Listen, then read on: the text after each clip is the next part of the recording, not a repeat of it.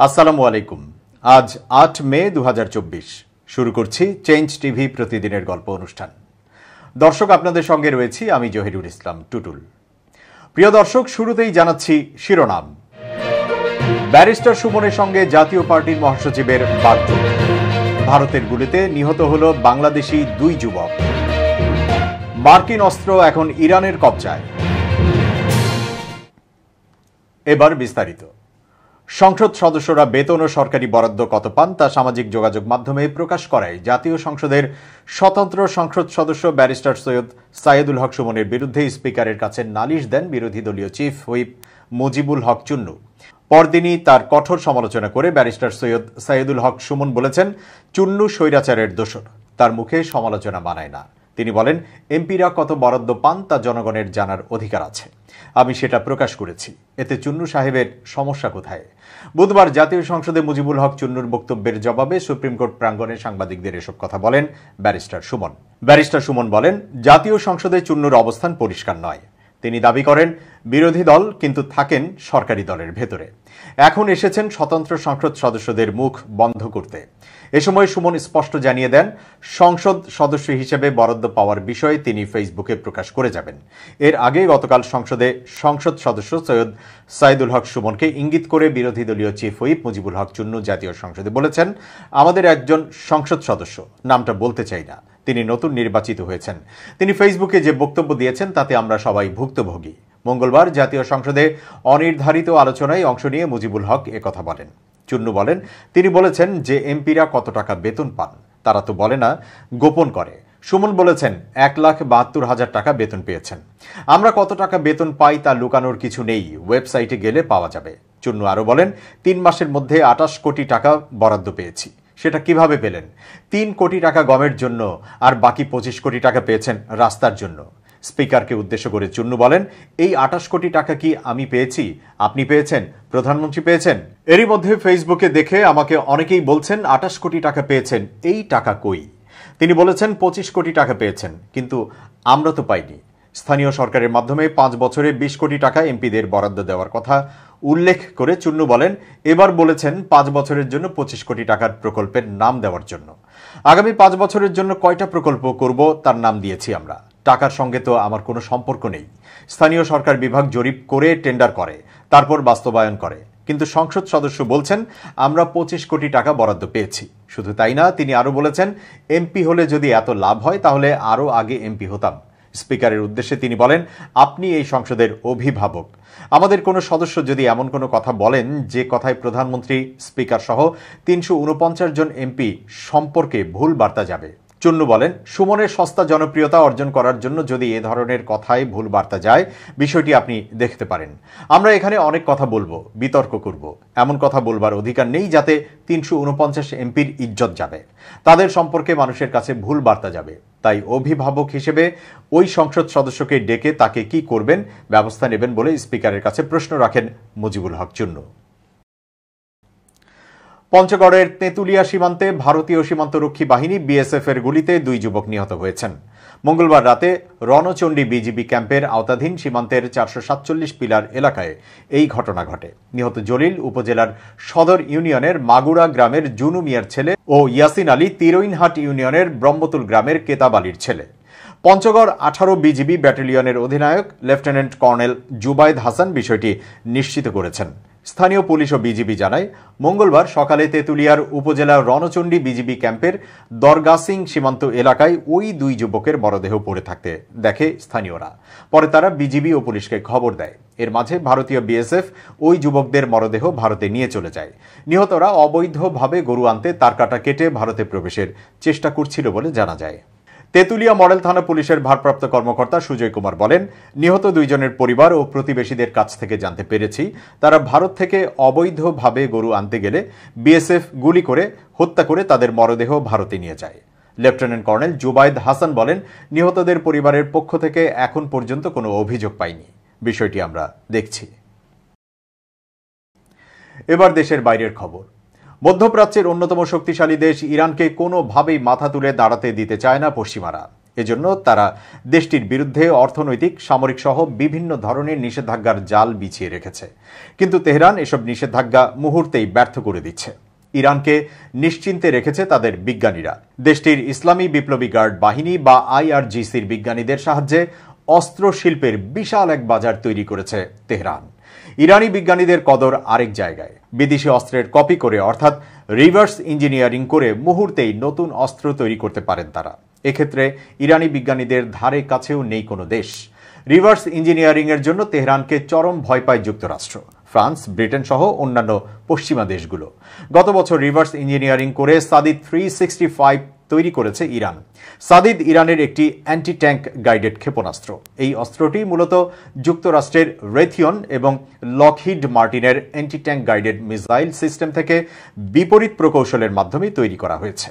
প্রশ্ন হল, মার্কিন অস্ত্র ইরান হাতে পেল কিভাবে? মূলত রাশিয়ার প্রেসিডেন্ট ভ্লাদিমির পুতিন বন্ধু ইরানের হাতে এসব অস্ত্র তুলে দিয়েছেন বলে অভিযোগ রয়েছে। বিনিময়ে ইরানও তাদের শক্তিশালী ড্রোন রাশিয়াকে দিয়েছে, যে ড্রোন দিয়ে ইউক্রেনকে ঘায়েল করতে সক্ষম হয়েছেন পুতিন। রিভার্স ইঞ্জিনিয়ারিং এর মাধ্যমে তৈরি করা ইরানের সাদিদ 365 নামক ক্ষেপণাস্ত্রটি 8 কিলোমিটার পর্যন্ত দূরত্বে অবস্থানরত বিভিন্ন ধরনের ট্যাঙ্ক ধ্বংস করতে সক্ষম। এই গাইডেড ক্ষেপণাস্ত্র অত্যন্ত নিখুঁতভাবে লক্ষ্যবস্তুতে আঘাত হানতে এবং ট্যাঙ্ক সুরক্ষা ব্যবস্থা বা AKS ভেদ করতে পারে। রিভার্স ইঞ্জিনিয়ারিং এর মাধ্যমে ইরানের স্থায়ীভাবে তৈরি করা সফল অস্ত্রের মধ্যে রয়েছে তুফান অ্যান্টি ট্যাঙ্ক গাইডেড ক্ষেপণাস্ত্র। এটি যুক্তরাষ্ট্রের তৈরি BGM-71 TOW anti tank guided ক্ষেপণাস্ত্র থেকে তৈরি করা হয়েছিল। Centre for a news American সিকিউরিটির বিশেষজ্ঞ জোনাথন লর্ড সিএনএনকে দেওয়া এক সাক্ষাৎকারে বলেছেন, ইরান অত্যন্ত সফলভাবে অ্যান্টি ট্যাঙ্ক গাইডেড ক্ষেপণাস্ত্রের বিপরীত ইঞ্জিনিয়ারিং করেছে এবং তুফান তৈরি করেছে, যা প্রায় আসল অস্ত্রের মতো। ইরানের তুফান অ্যান্টি ট্যাঙ্ক গাইডেড ক্ষেপণাস্ত্রটি এখন তেহরানের মিত্র গোষ্ঠীগুলোকে সরবরাহ করা হয়েছে, যা ইসরায়েল এবং পশ্চিমাদের আতঙ্কিত হওয়ার আরেকটি কারণ। এর আগে 2011 সালে ইরানের সামরিক বাহিনী মার্কিন ড্রোন আর কিউ সেন্টিনেল আটক করতে সক্ষম হয়েছিল। এরপর রিভার্স ইঞ্জিনিয়ারিং এর মাধ্যমে দেশটি সেন্টিনেলের একটি নতুন কপি তৈরি করে। ইরানের শাহেদ ড্রোনগুলোর সঙ্গে সেন্টিনেলের সাদৃশ্য খুঁজে পাওয়া গেছে। এ অবস্থায় পশ্চিমারা ইরানের বিরুদ্ধে গোয়েন্দাগিরি করতে এবং তেহরানের প্রক্সি এবং মিত্রদের সঙ্গে সংঘাতে জড়াতে চরম ভয় পাচ্ছে। কারণ ইরানের হাতে পশ্চিমাদের তৈরি অত্যাধুনিক অস্ত্র চলে গেলেই তারা রিভার্স ইঞ্জিনিয়ারিং এর মাধ্যমে এর চেয়ে ভয়ঙ্কর অস্ত্র তৈরি করে পশ্চিমাদের বিরুদ্ধেই ব্যবহার করবে। পাকিস্তানের সাবেক প্রধানমন্ত্রী ইমরান খানের স্ত্রী বুশরা বিবিকে কারাগারে পাঠানোর নির্দেশ দিয়েছেন দেশটির একটি আদালত। বুধবার তাকে আদিয়ালা কারাগারে স্থানান্তর করতে কর্তৃপক্ষকে নির্দেশ দেওয়া হয়েছে। তার আইনজীবী বলেছেন, নিরাপত্তার কথা বিবেচনা করে বুশরা বিবিকে গৃহবন্দী করার পরিবর্তে কারাবাসে পাঠানোর নির্দেশ দিয়েছেন আদালত। বেআইনিভাবে রাষ্ট্রীয় উপহার বিক্রির অভিযোগে জানুয়ারিতে দোষী সাব্যস্ত হয়েছিলেন এই দম্পতি। এরপর থেকেই ইসলামাবাদে ইমরানের বাসভবনে গৃহবন্দী রয়েছেন বুশরা বিবি। সামাজিক যোগাযোগ মাধ্যমে করা একটি পোস্টে তার আইনজীবী নাইম পাঞ্জুথা জানিয়েছেন, গৃহবন্দিত্বকে চ্যালেঞ্জ করেছিলেন বুশরা বিবি। কারাগারে স্থানান্তর করার বিষয়ে আইনজীবীদের মাধ্যমে ইসলামাবাদ হাইকোর্টে একটি আপিল দায়ের করেছিলেন তিনি। এক বিবৃতিতে ইমরানের দল PTI জানিয়েছে, বুশরা বিবির এই আপিল মঞ্জুর করেছেন আদালত। কর্তৃপক্ষকে তাকে রাওয়ালপিন্ডির গ্যারিসন শহরের আদিয়ালা কারাগারে স্থানান্তর করার নির্দেশ দিয়েছেন। সেখানেই 14 বছরের সাজা ভোগ করছেন বুশরা বিবির স্বামী 70 বছর বয়সী ইমরান খান। দলটি বলেছে, সাবজেল ঘোষণা করা ওই বাড়িতে তাকে দূষিত খাবার পরিবেশন করার অভিযোগ করেছিলেন বুশরা বিবি। তবে তার এই অভিযোগ অস্বীকার করেছে কর্তৃপক্ষ। এবার খুব জরুরি 1 মিনিট জানাচ্ছেন ইউনেস্কো ক্লাব পুরস্কার বিজয়ী সাংবাদিক আমিরুল মোমিনিন মানিক। খুব জরুরি 1 মিনিটে প্রত্যেককে আমন্ত্রণ। প্রিয় বন্ধুরা, আমরা সব সময় আলো খুঁজি অথবা আলোকিত মানুষের সংস্পর্শ চাই, কিন্তু একবার ভেবেছেন কি আজ থেকে আমি নিজেই আলো হয়ে যাব, আলোকিত মানুষ হব? আপনার ভেতরেই আলো আছে, আপনি একটু অনুসন্ধান করুন। আপনার যে রুহ, আপনার যে আত্মা, সেখানে আলো অন্ধকারের একটা দোলাচল থাকে। আপনি আপনার মস্তিষ্ককে যদি সুন্দর করেন, মস্তিষ্কের চিন্তাগুলোকে যদি পরিশুদ্ধ করেন, দেখবেন আপনার রুহে একটা আলোর প্রভাব বলয় তৈরি হয়েছে। সেটার জন্যে আপনাকে চিনতে হবে সবার আগে। ওই যে কথা আছে না, নো দাই সেলফ, নিজেকে জানো। আর যখনই আপনি নিজেকে জানতে পাবেন, তখনই আপনি আলোকিত হয়ে উঠবেন। ভালো থাকবেন, শুভেচ্ছা নিরন্তর। একসময় আরব বেদুইন যোদ্ধাদের তরবারির মুখোমুখি হওয়াটাই ছিল যেন খোদ আজরাইলের সাক্ষাৎ। আধুনিক এই যুগে এসে সামরিক দক্ষতা ও শৌর্যবীর্যের পুরোটাই হারিয়েছে আরব দেশগুলো। যে কোনো সংঘাতে তাদের ব্যর্থতা চোখে আঙুল দিয়ে দেখিয়ে দেয় কতটা অকর্মণ্য ও কাপুরুষ দিয়ে ভর্তি আরবের সামরিক বাহিনীগুলো। যদিও বিশ্বের বুকে পশ্চিমা আধুনিক অনেক মারণাস্ত্রই রয়েছে তাদের ভাণ্ডারে, এত সুবিধা ও মারণাস্ত্র থাকার পরও আরব বাহিনীগুলো কেন অকার্যকর তারই বিভিন্ন কারণ উঠে এসেছে ইকোনমিস্টের এক প্রতিবেদনে। সম্প্রতি ইসরায়েলের ওপর ইরানের ক্ষেপণাস্ত্র হামলা মোকাবেলায় বেশ দক্ষতার পরিচয় দেয় আরব দেশ জর্ডান ও সৌদি আরবের আকাশ প্রতিরক্ষা বাহিনী। যদিও সামরিক দক্ষতার জন্য খুব একটা প্রশংসা শোনা যায় না এসব দেশের। বিশেষ করে ইসরায়েলের সঙ্গে যুদ্ধে বারবার ব্যর্থতা তাদের যুদ্ধের ময়দানে পুতুল বাহিনী হিসেবে পরিচয় করিয়ে দেয়। এছাড়াও 1991 সালের উপসাগরীয় যুদ্ধেও বড় ব্যর্থতার পরিচয় দেয় আরব বাহিনীগুলো। সামরিক খাতে আরব দেশগুলোর এমন লজ্জাজনক ব্যর্থতার জন্য অর্থ কোনো সমস্যা নয়। প্রতি বছর 6টি দেশের সমন্বয়ে গঠিত উপসাগরীয় সহযোগিতা পরিষদ এবং মিশর ও জর্ডান মিলে সামরিক ব্যয় বাবদ $120 বিলিয়ন ব্যয় করে, যেখানে নেটোর ইউরোপীয় সদস্যরা 2023 সালে সামরিক খাতে $380 বিলিয়ন ব্যয় করেছে। এছাড়াও মিশর ও জর্ডান প্রতি বছর $1.7 বিলিয়ন সামরিক সহায়তা পেয়ে থাকে যুক্তরাষ্ট্র থেকে। ইকোনমিস্টের প্রতিবেদনে বলা হয়, আরব দেশগুলো তাদের সামরিক বাজেটের বেশিরভাগই ব্যয় করে জঙ্গি বিমান ক্রয়ে। যদিও এসব দিয়ে প্রতিপক্ষের হামলা পুরোপুরি মোকাবেলা করা কখনোই সম্ভব নয়। গেল এক দশকে অস্ত্র আমদানির 54% জঙ্গি বিমানের পেছনে ব্যয় করেছে সৌদি আরব। অথচ সমুদ্র বাণিজ্যে সমৃদ্ধ আরব দেশগুলো তাদের নৌবাহিনীর প্রতি তেমন মনোযোগী দিচ্ছে না, বরং সেই দায়িত্ব দিয়ে রেখেছে অঞ্চলটিতে মোতায়েন করা মার্কিন বাহিনীর বিভিন্ন নৌবহরের উপর। আবার অনেক রাষ্ট্র নৌবাহিনীতে বিনিয়োগ করলেও পর্যাপ্ত জনবল সংকটে ভুগছে। জানা যায়, তেল সমৃদ্ধ দেশ কাতার তার নৌবাহিনীর জন্য ইতালি থেকে নতুন 7টি জাহাজ ক্রয়ের সিদ্ধান্ত নিয়েছে। আর এসব জাহাজ পরিচালনায় প্রয়োজন হবে অন্তত 660 জন নাবিকের, যা বর্তমান কাতারি নৌবাহিনীর 1/4 জনবলের সমান। এছাড়াও আরবের সামরিক বাহিনীগুলো তাদের শাসকদের রক্ষী বাহিনী হিসেবে কাজ করে থাকে। সৌদি আরবের 1,30,000 সদস্যের ন্যাশনাল গার্ড বাহিনী দেশটির শাসক পরিবারের ব্যক্তিগত সুরক্ষা বাহিনীতে পরিণত হয়েছে। আর মিশরের সেনাবাহিনী দেশ জুড়ে বাণিজ্যিক সাম্রাজ্য গড়ে তুলতে বেশি তৎপর। এবার গাজার খবর। গাজায় স্থায়ী যুদ্ধবিরতি এবং ফিলিস্তিনের স্বাধীনতার দাবিতে বিক্ষোভে উত্তাল হয়ে উঠেছে নেদারল্যান্ডসের রাজধানী আমস্টারডাম। বিশৃঙ্খলা সৃষ্টির অভিযোগে মঙ্গলবার 169 জন বিক্ষোভকারীকে আটকের পাশাপাশি নিজেদের সহজাত ভূমিকার বাইরে গিয়ে ব্যাপক কঠোরতা প্রদর্শন করেছে আমস্টারডাম পুলিশ। বিক্ষোভের সূত্রপাত ইউনিভার্সিটি অব আমস্টারডামে পুলিশি অভিযান থেকে। প্রায় এক সপ্তাহ আগে ফিলিস্তিনের স্বাধীনতা এবং বিশ্ববিদ্যালয় কর্তৃপক্ষের সঙ্গে ইসরায়েলি কোম্পানিগুলোর সঙ্গে বিশ্ববিদ্যালয়ে স্বাক্ষরিত সব চুক্তি বাতিলের দাবিতে আন্দোলন শুরু করেছিলেন নেদারল্যান্ডসের প্রধান উচ্চশিক্ষা প্রতিষ্ঠান ইউনিভার্সিটি অব আমস্টারডাম ফিলিস্তিনপন্থী শিক্ষার্থীরা। সারাক্ষণ আন্দোলন চালিয়ে নেওয়ার জন্য মার্কিন শিক্ষার্থীদের মতো তারাও ক্যাম্পাস চত্বরে অস্থায়ী তাঁবু খাটিয়ে অবস্থান নিয়েছিলেন। সোমবার সন্ধ্যার দিকে বুলডোজার দিয়ে ক্যাম্পাসে আন্দোলনকারীদের অস্থায়ী আবাস তছনছ করে দেয় পুলিশ। পাশাপাশি বিক্ষোভ বন্ধ করতে আন্দোলনকারীদের আহ্বান জানায়। প্রত্যক্ষদর্শীরা জানিয়েছেন, এই দিন বিকেলে বিশ্ববিদ্যালয় ক্যাম্পাসে ইসরায়েলের একটি পতাকা পুড়িয়েছিলেন আন্দোলনরত শিক্ষার্থীরা। ইসরায়েলপন্থী কয়েকজন শিক্ষার্থীর সঙ্গে বিবাদেও জড়িয়েছিলেন।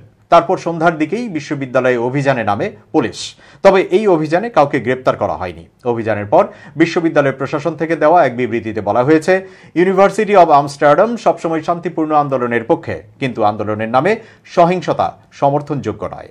এদিকে সোমবার সন্ধ্যায় ইউএভি ক্যাম্পাসে পুলিশ অভিযানের পরের দিন মঙ্গলবার সকাল থেকে আন্দোলনকারী শিক্ষার্থীদের প্রতি সংহতি জানিয়ে বিক্ষোভ মিছিল বের হয় আমস্টারডাম শহরের বিভিন্ন প্রান্ত থেকে।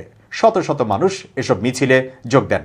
আন্দোলনকারীরা মিছিল করে আমস্টারডাম বিশ্ববিদ্যালয়ের অভিমুখে রওনা হয়। তাদের একটি অংশ ক্যাম্পাসে পৌঁছে শিক্ষার্থীদের সঙ্গে মিলে সড়ক অবরোধ করে বিক্ষোভ শুরু করেন। এ সময় ফের অভিযানে নামে পুলিশ এবং বিশৃঙ্খলা সৃষ্টির অভিযোগে বিশ্ববিদ্যালয় ক্যাম্পাস ও আশপাশের এলাকা থেকে 169 জনকে আটক করে। ফিলিস্তিনকে একটি রাষ্ট্র হিসেবে আনুষ্ঠানিকভাবে স্বীকৃতি দিয়েছে বাহামাস। সাম্প্রতিক সপ্তাহগুলোতে বেশ কিছু রাষ্ট্র ফিলিস্তিনকে স্বীকৃতি দিয়েছে। শেষ রাষ্ট্র হিসেবে তারাও এতে যোগ দিল। বুধবার কাতার ভিত্তিক সংবাদ মাধ্যম আল জাজিরার এক প্রতিবেদনে এই তথ্য জানানো হয়েছে। প্রতিবেদনে বলা হয়, মঙ্গলবার প্রকাশিত এক বিবৃতিতে বাহামাস পররাষ্ট্র মন্ত্রণালয় ঘোষণা করেছে যে তারা এই বিষয়ে ক্যারিবিয়ান সম্প্রদায়ের ঐকমত্য এ যোগ দিয়েছে। বিবৃতিতে বলা হয়েছে, বাহামা 1973 সালে স্বনিয়ন্ত্রণের একটি আইনের মাধ্যমে একটি স্বাধীন জাতি হয়ে ওঠে। তাই বাহামা ফিলিস্তিনি জনগণের স্বনিয়ন্ত্রণের আইনি অধিকারকে সমর্থন করে। গত সপ্তাহে ত্রিনিদাদ ও টোবাগো সরকার ঘোষণা করেছে যে তারা আনুষ্ঠানিকভাবে ফিলিস্তিন রাষ্ট্রকে স্বীকৃতি দিচ্ছে। এদিকে মে মাসের শেষের দিকে বেশ কয়েকটি ইইউ দেশ ফিলিস্তিনকে একটি স্বাধীন রাষ্ট্র হিসেবে স্বীকৃতি দেবে। 2012 সালে ফিলিস্তিন জাতিসংঘ সাধারণ পরিষদের একটি পর্যবেক্ষক রাষ্ট্র হিসেবে গৃহীত হয়েছিল। এ সময় দেশটির দূতকে জাতিসংঘের সংস্থাগুলোতে অংশ নেয়ার অনুমতি দেওয়া হয়েছিল, কিন্তু কোনো ভোট দেওয়ার ক্ষমতা দেওয়া হয় নাই। 18 এপ্রিল মার্কিন যুক্তরাষ্ট্র জাতিসংঘের নিরাপত্তা পরিষদে ফিলিস্তিনের পূর্ণ সদস্য পদের অনুরোধের একটি প্রস্তাবে ভেটো দেয়। 15 সদস্যের নিরাপত্তা পরিষদে ভোটে 12টি রাষ্ট্র পক্ষে ছিল, একমাত্র বিরোধী ছিল যুক্তরাষ্ট্র। যুক্তরাজ্য ও সুইজারল্যান্ড ভোট দেওয়া থেকে বিরত ছিল। জাতিসংঘে একটি প্রস্তাব পাশের জন্য কমপক্ষে 9টি ভোট প্রয়োজন, যেখানে স্থায়ী সদস্যদের মার্কিন যুক্তরাষ্ট্র, ব্রিটেন, ফ্রান্স, রাশিয়া ও চীনের কোনো ভেটো থাকবে না। উল্লেখ্য, গত 7 অক্টোবর দক্ষিণ ইসরায়েলে হামাসের প্রাণঘাতী হামলার পর শুরু হওয়া সংঘাতে গাজায় প্রায় 80,000 বাড়িঘর ধ্বংস হয়েছে। এতে কয়েক বিলিয়ন ডলারের ক্ষতি হয়েছে। এছাড়াও ইসরায়েলি হামলায় নিহত হয়েছে অন্তত 34,735 জন ফিলিস্তিনি। গাজা ভিত্তিক ফিলিস্তিনি প্রতিরোধ আন্দোলন হামাসের কর্মকর্তা ওসামা হামদান হুঁশিয়ারি উচ্চারণ করে বলেছেন যে রাফায় ইসরায়েলের সামরিক আগ্রাসন অব্যাহত থাকলে কোনো যুদ্ধবিরতি চুক্তি হবে না। বৈরুতে এক সংবাদ সম্মেলনে হামদান এই মন্তব্য করেন। তিনি যখন সংবাদ সম্মেলন করছিলেন তখন হামাসের একটি প্রতিনিধি দল দোহা থেকে কায়রো গেছে যুদ্ধবিরতি আলোচনায় অংশ নিতে। হামদান বলেন, আমরা দৃঢ়ভাবে বলছি যে ইসরায়েল যদি রাফায় সামরিক অভিযান পরিচালনা করে তবে তা ইসরায়েলি সেনাবাহিনীর জন্য কোনো পিকনিক হবে না। তিনি বলেন, বল এখন নেতানিয়াহুর কোর্টে। তিনি হামাসের সম্মত হওয়া সর্বশেষ যুদ্ধবিরতি প্রস্তাব সম্পর্কে বলেন যে আমাদের জনগণ এবং আমাদের প্রতিরোধ আন্দোলনের দাবিগুলোর প্রতি এতে ন্যূনতম পর্যায়ে সাড়া দেওয়া হয়েছে। তিনি বলেন, রাফা ক্রসিং পুরোপুরিভাবে মিশরীয় ফিলিস্তিন ক্রসিং হিসেবে আছে এবং থাকবে। দর্শক, শেষ করছি প্রতিদিনের গল্পের আজকের গল্প। changetv.press বাংলাদেশের ইউটিউব জার্নালিজমের অগ্রদূত। ভিজিট করুন এর ওয়েবসাইট www.changetv.press, ইউটিউব youtube.com/changetvpress এবং সাবস্ক্রাইব করুন চ্যানেলটি। নিয়মিত লাইক, কমেন্ট ও শেয়ার করে আপডেট রাখুন নিজেকে। ভালো থাকুন, নিরাপদে থাকুন। শুভেচ্ছা নিরন্তর।